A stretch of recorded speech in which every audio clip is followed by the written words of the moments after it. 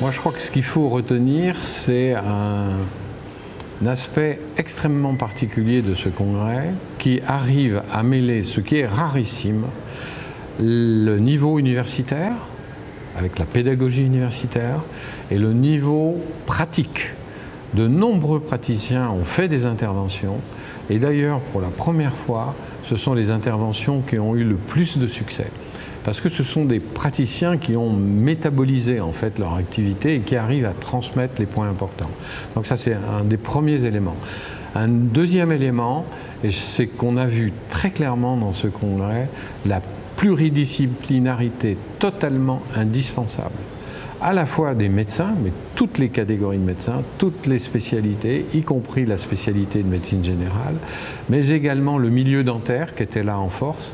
Et j'ai été très surpris de voir des pneumologues qui ont fait tous les congrès mondiaux sur l'apnée du sommeil, qui m'ont dit à quel point ça a été une découverte pour eux de découvrir le milieu dentaire du sommeil, et bien au-delà de ce qu'on connaît, les orthèses d'avancée mandibulaire, mais toute une compréhension sur le développement de cette pathologie.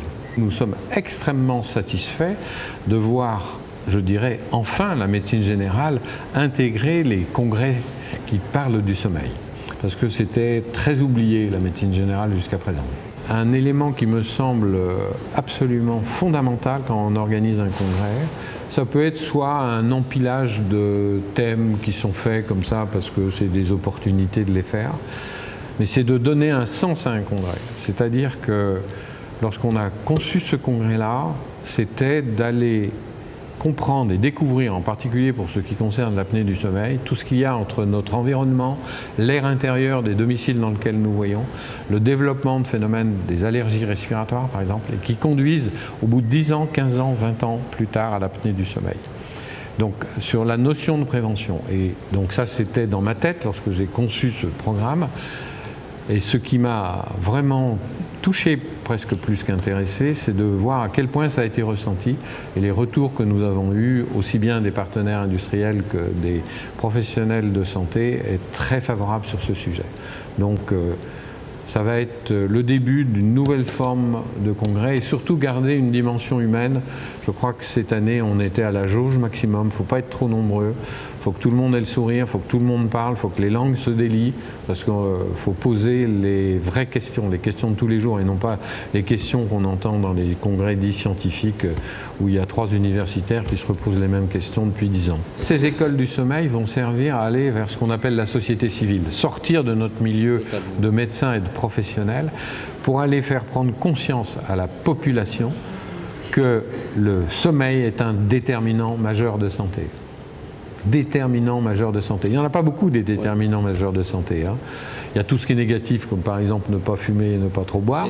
Il y a par contre de l'aspect positif, il y a l'alimentation, l'activité physique et un oublié total qu'est le sommeil. Et notre rôle, c'est de repositionner le sommeil. 2 dates à retenir. La prochaine qui est le 22 mars à Paris. Ça va s'appeler les JPRSD, c'est plus concentré, c'est une journée. Les lieux sont plus petits, mais on va développer énormément les formules interactives en visio. C'est-à-dire que ça ne sera pas de la visio passive. Tous ceux qui seront en visio dans la salle des conférences pourront intervenir eux-mêmes.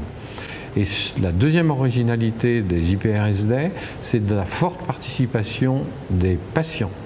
Donc il va y avoir 2 niveaux. Il va y avoir un niveau patient et un niveau professionnel de santé, mais ces niveaux vont petit à petit s'entremêler. Et donc le discours des patients, vous savez à quel point ça m'intéresse ce sujet, et avec le développement du recueil des avis et des ressentis patients de leur traitement, c'était un domaine totalement oublié de la médecine, donc ça sera fortement développé. Ça, c'est les axes centraux des JPRSD à Paris. Et ensuite, on retourne à Marseille, ça sera mars 2025. La thématique centrale va être tout ce qui est entre le sommeil et les problèmes du métabolisme. Donc ça va du simple surpoids jusqu'au diabète, voire les diabètes graves. Donc ça va être un élément très fort et donc on va découvrir tout un autre monde, c'est le monde du métabolique qui aujourd'hui n'était pas très présent dans ce congrès.